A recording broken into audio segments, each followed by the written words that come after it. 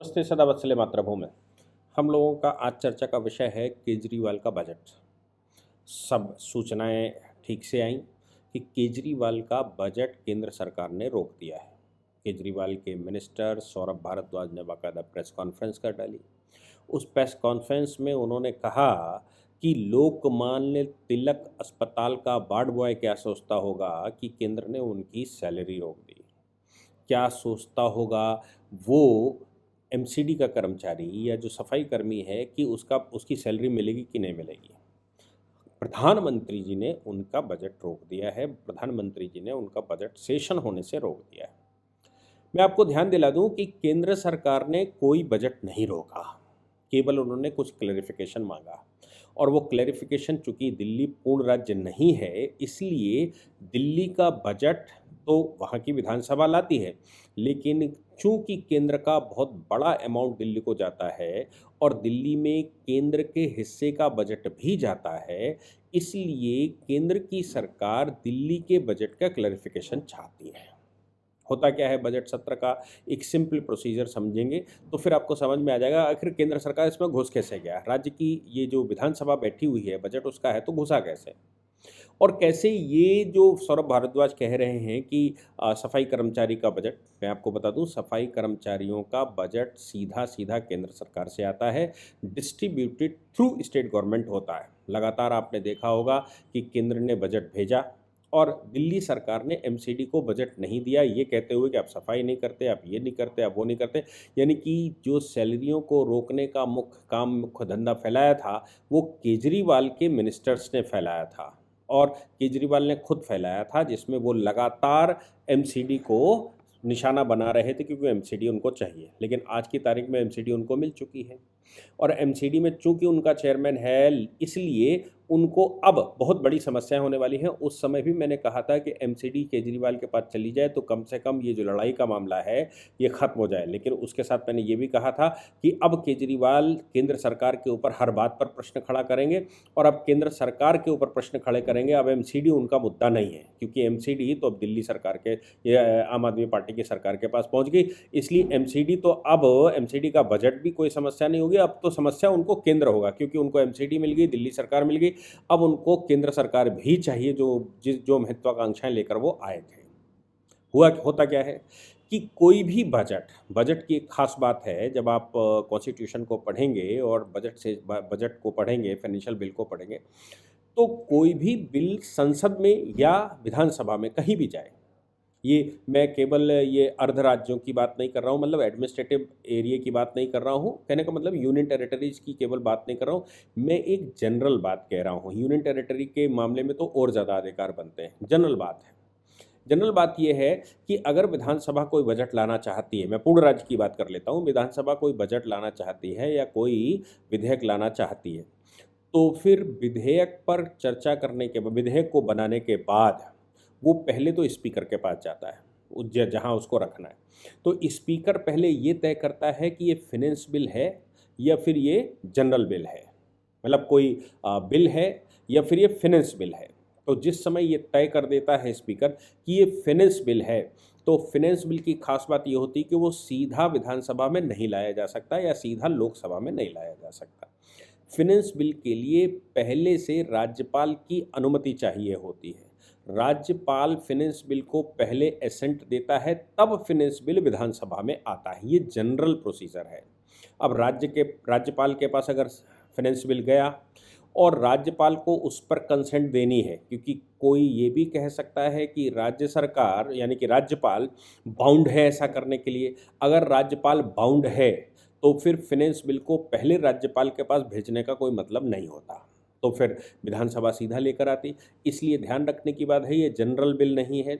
General bill में राज्यपाल बाध्य होता है, लेकिन जो फाइनेंस बिल होता है, फाइनेंस बिल में राज्यपाल बाध्य नहीं होता क्योंकि राज्यपाल की पहले कंसेंट ली जाती है, बाद में इसको विधानसभा में रखा जाता है।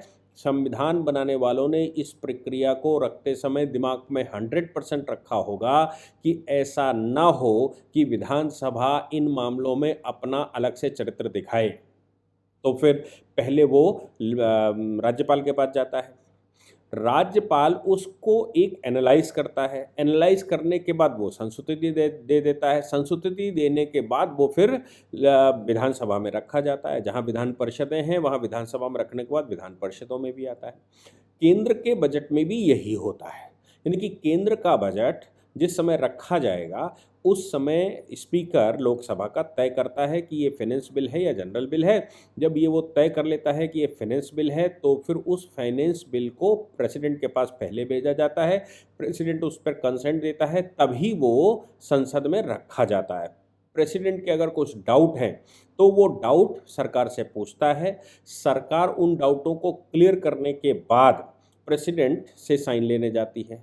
यानी कि प्रेसिडेंट के जो ऑफिसर सबॉर्डिनेट टू हिम हैं, उनके मातहत जो अधिकारी आते हैं, उन अधिकारियों से कंसल्ट भी कर सकता है और उसको लगता है कि कुछ क्लैरिफिकेशन की आवश्यकता है फाइनेंस बिल में तो वो ले लेता है। हालांकि जनरली ऐसा नहीं होता। क्यों? क्योंकि सरकारें एक मत की होती हैं और प्रेसिडेंट भी ये मानकर चलता है कि नहीं ठीक है। और राज्यों में भी ऐसा कन्फ्लिक्ट आता नहीं है, वो सिर्फ उन राज्यों में आता है जहां सस्पिशियस एक्टिविटीज़ में राज्य सरकारें इन्वॉल्व होती हैं। इस समय दिल्ली का एक ऐसा क्षेत्र जो पंजाब जिस प्रकार से चल रहा है और दिल्ली में जिस प्रकार से सरकार के सारे मंत्री मोस्टली जेल के अंदर हैं, जो पहले उन्होंने कैबिनेट बनाई थी उनमें केजरीवाल अकेले बाकी बचे हैं, बाकी सब अंदर चले गए। और चाहे वो रेप केस में अंदर गए हों, फोर्जरी के केस में अंदर गए हों, नकली मार्कशीट के केस में अंदर गए हों, राशन कार्ड बनवाने के चक्कर में अंदर गए हों, या फिर आय से अधिक संपत्ति के मामले में सतन जेल अंदर गए हों, या फिर शराब घोटाले में मनीष सिसोदिया अंदर गए हों, मोस्टली सारे मंत्री जेल के अंदर हैं। अब जो नई पीढ़ी आई है वो मंत्रालय संभाल रही है, कितने दिन वो भी बाहर रहेंगे ये भी देखने की बात है कि वो कब जेल जाने वाले हैं। क्यों? क्योंकि सबसे बड़ा जो घोटाला करने वाले व्यक्ति हैं, जिनकी जो मास्टरमाइंड है वो तो केजरीवाल खुद है। लेकिन केजरीवाल की खास बात यह है कि उन्होंने कोई मिनिस्ट्री अपने पास रखी नहीं है, कोई डिपार्टमेंट अपने पास नहीं रखा, तो साइन कहीं भी केजरीवाल के नहीं होते। इसलिए करेंगे केजरीवाल लेकिन भुगतेगा मंत्री, जाएगा मंत्री जेल में। ये दिल्ली की सिस्टम चल रहा है। जब राज्य में सारे मंत्री जेल में हों और खालिस्तान वाला चक्कर चल रहा हो, कन्हैया कुमार को बचाने के लिए केजरीवाल पूरा प्रयास कर रहे हों और पंजाब में खालिस्तान को लेकर बड़ी गतिविधि चल रही हो और उस पूरे के पीछे जो पॉलिटिकल मास्टरमाइंड है वो केजरीवाल बैठा हो, मतलब कहीं और बैठा हो, तो फिर जाहिर सी बात है कि केंद्र सरकार उस पर, या जो एलजी बैठेगा वो आंख लगाकर चश्मा गड़ाकर उसको देखेगा। इसलिए दिल्ली का बजट पिछले 7 वर्ष से आ रहा है, कोई समस्या नहीं थी, लेकिन इस बार जो बजट गया तो एलजी ने चश्मा लगाकर देखा होगा कि आखिर कोई अवैध चीज़ में तो नहीं खर्च हो रहा, कोई गलत तो नहीं हो रहा। तो एलजी ने 2 ऑब्जेक्शन लगाए। वो 2 ऑब्जेक्शन एलजी के ये हैं कि उन्होंने कहा कि आपका जो एडवर्टाइजमेंट का बजट है पिछले वाला, उसका डबल कैसे हो गया। तो केजरीवाल के नए फाइनेंस बिल में जो आ रहा है 2023-24 का, उसमें एडवर्टाइजमेंट डबल हो गया, यानी कि वो ऐड पर बहुत पैसा खर्च करेंगे। जब दिल्ली जैसे प्रदेश को ऐड करने की आवश्यकता होती नहीं, क्योंकि दिल्ली ऑलरेडी बहुत एडवांस है और सोशल मीडिया उनकी बहुत एडवांस है। मतलब दिल्ली तो केंद्र है, वहाँ सारे न्यूज़ चैनल बैठे हुए हैं, तो वहाँ बजट निकालने की अलग से ज़रूरत नहीं होती। ये तो ज़रूरत पड़ सकती है, उड़ीसा को पड़ सकती है, बिहार को पड़ सकती है, उत्तर प्रदेश को पड़ सकती है, छत्तीसगढ़ झारखंड को पड़ सकती है। भाई पिछड़े हुए प्रदेश हैं, बीमारू स्टेट हैं, इन स्टेटों में योजनाओं को सामने लाने के लिए, लोगों को बताने के लिए, लोगों को आकर्षित करने के लिए आपको एडवर्टाइजमेंट का बजट चाहिए होता है। लेकिन दिल्ली की सरकार जो प्योर अर्बन 100% अर्बन सरकार है, उसको भी अलग से एडवर्टाइजमेंट के लिए बजट चाहिए। खैर बजट तो थोड़ा बहुत होता ही है कि भाई होल्डिंग बैनर लगाएंगे कोई योजनाओं के, लेकिन बजट डबल हो जाएगा। और पहले से प्रश्न है ही, आरटीआई में जवाब आए हैं कि आपने जो बजट है वो समोसे में खर्च कर दिया और अपनी पब्लिसिटी केजरीवाल को ब्रांड बनाने में खर्च कर दिया। इस बात को लेकर आपको याद होगा कि सुप्रीम कोर्ट का एक डायरेक्शन आ गया था, जिसमें सुप्रीम कोर्ट ने कहा था कि भाई ये नहीं हो सकता कि आप राष्ट्रपति और राज्यपाल की फ़ोटो के अलावा कोई फ़ोटो नहीं लगाई जा सकती, पॉलिटिकल पार्टी के हेड की तो फ़ोटो बिल्कुल नहीं लगाई जा सकती। खैर वो चलता रहा। तो ऑब्जेक्शन देश में ये लग रहे हैं कि आप सरकार में रहते हुए पॉलिटिकल पार्टी की ब्रांडिंग करने में पैसा ज़्यादा खर्च कर देते हैं, जबकि आप उसको अगर करना चाहें तो पॉलिटिकल पार्टी का अपना जो बजट होता है, जनता से जो पैसा आता है उससे करिए। आप क्यों सरकारी बजट से पब्लिसिटी करेंगे अपनी पॉलिटिकल पार्टी की ब्रांडिंग की? ये प्रश्न था। तो इस बार खैर पीछे वाला जो चल रहा था वो तो चल ही रहा था, तमाम तरह के क्वेश्चंस लोग पूछ रहे थे, आरटीआई में समोसे के रेट पूछ रहे थे, आपके करोड़ों रुपए का आप समोसा चाय खा जाते थे, करोड़ों रुपए की आप पब्लिसिटी में पैसा खर्च कर देते थे। इस बार वो बजट डबल कर दिया, मतलब पहले से बहुत ज़्यादा एक्सेसिव बजट था। केंद्र सरकार का जितना पूरे देश का बजट होता है उससे थोड़ा कम राज्य सरकार का, दिल्ली सरकार का बजट होता है। मतलब आप उस रेशियो निकालेंगे तो आपको रेशियो पता लग जाएगा कि कहाँ वो 35 राज्यों में 36 राज्यों में इतना सारा बजट इस्तेमाल करते हैं और कहाँ उसके रेशियो के अनुसार जो दिल्ली का एरिया बनता है क्या उतना ही उससे कम बजट दिल्ली का होना चाहिए राज्य सरकार का बजट उस रेशियो में बहुत ज़्यादा है। तो फिर दुगना कर दिया। तो एलजी को जब समझ में आया तो उन्होंने क्लैरिफिकेशन मांगा कि भाई पिछला वाला जो बजट आपने निकाला था एडवर्टाइजमेंट का उसका हिसाब पहले दीजिए और फिर नए एडवर्टाइजमेंट का बजट आपकी इसमें इतना क्यों है। दूसरी बात एलजी ने जो उनसे पूछ ली वो ये था कि आप हमें ये बताइए कि जो आयुष्मान भारत योजना जैसी जो केंद्र की योजनाएं हैं जो राज्य के लिए पैसा देती हैं, यानी कि केंद्र का पैसा राज्य के लिए आता है, वो पैसा आयुष्मान भारत योजना का जिक्र क्यों नहीं है? फाइनेंस बिल में आयुष्मान भारत योजना के तहत गरीब आदमी के इलाज का, उसके इंश्योरेंस का आप हिसाब क्यों नहीं देते? इसमें क्यों नहीं मेंशन किया गया कि जबकि पैसा तो केंद्र का है, इसलिए वो योजना भी केंद्र की है। आप कहते हो हमने अस्पताल अच्छे बना लिए, लेकिन आप पैसा केंद्र का इस्तेमाल करते हैं। तो केंद्र ने जो योजना भेजी है आयुष्मान भारत की, वो आयुष्मान भारत की योजना उसी के माध्यम से आनी चाहिए कि एक व्यक्ति का इंश्योरेंस हो, वो चाहे तो सरकारी अस्पताल में इलाज करवाए, चाहे तो प्राइवेट हॉस्पिटल में इलाज करवाए, उसका इंश्योरेंस 5 लाख रुपए का है गरीब आदमी का। तो फिर आयुष्मान जैसी योजनाएं, बहुत सारी और योजनाएं जो केंद्र के बजट से आती हैं, उन योजनाओं का ब्यौरा इसमें क्यों नहीं है? अब एलजी तो बाध्य है, सुप्रीम कोर्ट कह चुका है कि एलजी बाध्य है, जैसा राज्य सरकार कहे वैसा एलजी को करना पड़ेगा। इसलिए एलजी ने इस बार क्या किया कि आर्टिकल 200 और आर्टिकल 201, ये केवल एलजी के मामले में तो और एक्स्ट्रा राइट है एलजी को, वैसे आर्टिकल 200 और आर्टिकल 201 कॉन्स्टिट्यूशन का जो है वो राज्य के गवर्नर को भी ये पावर देता है कि अगर कोई ऐसा बिल आया है और जिसमें उसके पास डाउट है, जिसमें उसके पास क्लैरिफिकेशन उसको चाहिए, और अगर राज्य सरकार से उसकी कॉम्पेटिबिलिटी वैसी नहीं है, राज्य सरकार उसकी सुनने को तैयार नहीं, तो फिर वो उस बिल को रोक ले और रोकने के बाद वो केंद्र को भेज दे। केंद्र को भेजने का मतलब वो प्रेसिडेंट को भेज देगा। प्रेसिडेंट उस पर जो ऑब्जेक्शंस, जो सवाल लगाए गए हैं राज्यपाल के द्वारा, उन सवालों को अगर उसको लगता है कि ये सवाल जेन्युइन नहीं है तो फिर ऐसे ही क्लियर करके भेज देगा। अगर वो सवाल उसको जेन्युइन लगते हैं तो फिर प्रेसिडेंट उस बिल को रख सकता है। होम मिनिस्ट्री या जो केंद्र की जो मिनिस्ट्री है वो मिनिस्ट्री उस पर ऑब्जेक्शन लगा के राज्य सरकार से प्रश्न पूछ सकती है, और राज्य सरकार से प्रश्न पूछ सकती है, पूछ लेगी।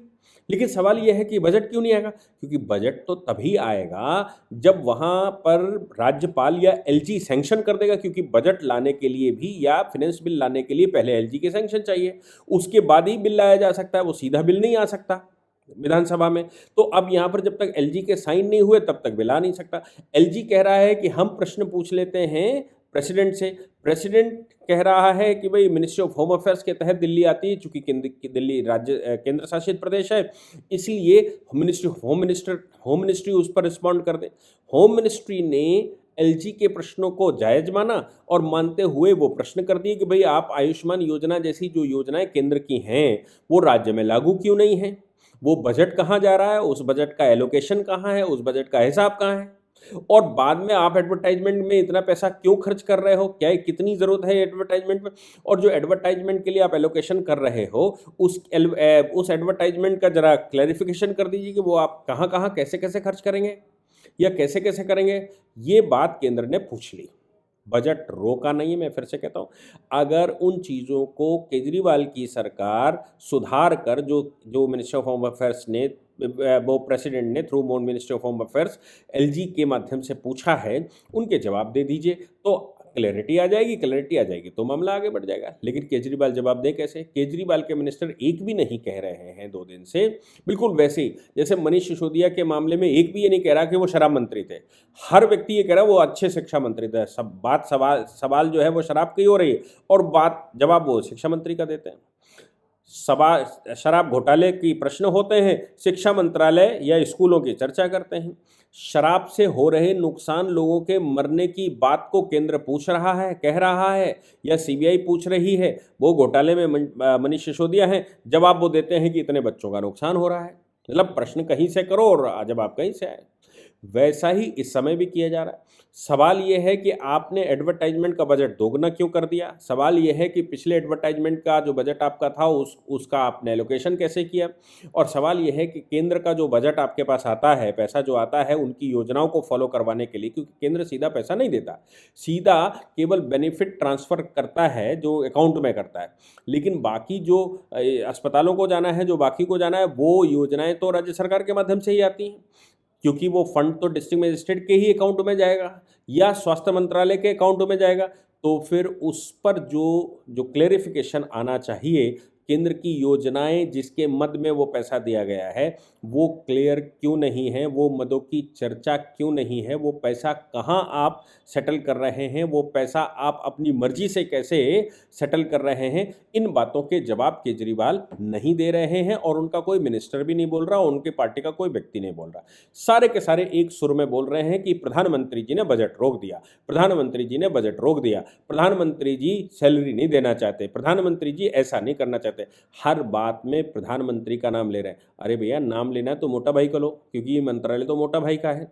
नाम लेना है तो अमित शाह जी के नाम से फाड़ो ना वेल और कहो कि अमित शाह जी नहीं करने दे रहे। लेकिन इजी टारगेट प्रधानमंत्री जी रहते हैं। अब सवाल ये है, G20 में वो कहते हैं G20 के लोग भारत में आ रहे हैं और इस समय कोई ना कोई आता ही रहता है, क्योंकि G20 की कॉन्फ्रेंस है। और उसके बाद प्रधानमंत्री जी का देखिए कि वो अखबार यहाँ के पढ़ते होंगे, वो लोग तो क्या सोचते होंगे कि प्रधानमंत्री एक छोटे से राज्य का बिल रोक रहा है। अरे भाई, प्रधानमंत्री की जिम्मेवारी इसी बात की है कि करप्शन ना होने पाए। राज्यों में जितनी लगाम लगा सकते हैं उतनी लगाएं, राज्यों से जितने क्लैरिफिकेशन ले सकते हैं क्लैरिफिकेशन ले। कोई बजट रोका नहीं गया है, केवल एलजी ने सैंक्शन करने से पहले कुछ प्रश्न कर दिए हैं जिनके जवाब उन्होंने नहीं दिए हैं, और जवाब नहीं दिए हैं तो एलजी उस पर साइन कैसे कर दे।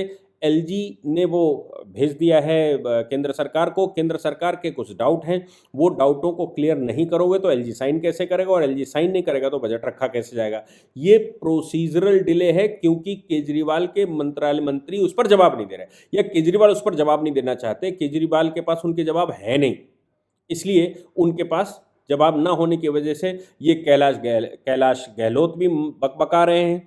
इधर ये सौरभ भारद्वाज, आतिशी, फलाने ढिमाके, जो दूसरी पीढ़ी आई है ना फंसने के लिए, पहली पीढ़ी तो जेल में चली गई, दूसरी पीढ़ी जो आई है सेकंड हैंड कमांड, तो सेकंड हैंड कमांड इस समय चिल्ला रही है। अब वो कब जेल में जाएगी, वो भी चूंकि वो भी उसी प्रोसीजर में आएंगे। लेकिन मुझे लगता है कि सेकंड हैंड कमांड को शुक्रिया करना चाहिए केंद्र की सरकार का कि सेकंड हैंड कमांड फंसे उससे पहले केंद्र सरकार क्लैरिफिकेशन मांगना शुरू कर रही है और कह रही है कि आप इन बातों को क्लियर करते चलिए तब आगे बढ़िए, नहीं तो सेकंड हैंड कमांड भी जेल में चली जाएगी। फिर ये चिल्लाएंगे हमारे सारे मंत्री जेल में कर दिए। क्यों? क्योंकि आप करप्शन के चार्ज लगा रहे हो। जब मनीष सिसोदिया जेल में नहीं थे तब आप कह रहे थे कि आप उनको पकड़िए, आप उन पर इन्वेस्टिगेशन करवाइए, आपको मिले तो उनको गिरफ्तार कर लीजिए। आप गिरफ्तार क्यों नहीं करते? अब उनकी गिरफ्तारी हो गई है तो प्रश्न आ रहा है कि साहब फर्जी केस में गिरफ्तार कर दिया। कमाल की बात, कमाल की फिलॉसफी रखते हैं।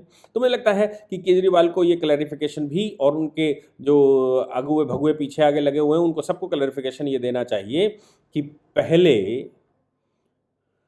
जो केंद्र ने ऑब्जेक्शन लगाए हैं उनके जवाब ये हमने दे दिए हैं, और अब भी केंद्र नहीं कर रहा है या अब भी एलजी साइन नहीं कर रहे हैं तो ये प्रश्न बनता है। अदरवाइज आपकी स्वयं की वजह से डिले करते हैं और प्रश्न और ऑब्जेक्शन या क्लेम, या मैं कहूँ कि समस्या केंद्र की बताते हैं, केंद्र के ऊपर सवाल खड़े करते हैं, ये उचित नहीं है। जय हिंद, जय भारत, वंदे मातरम।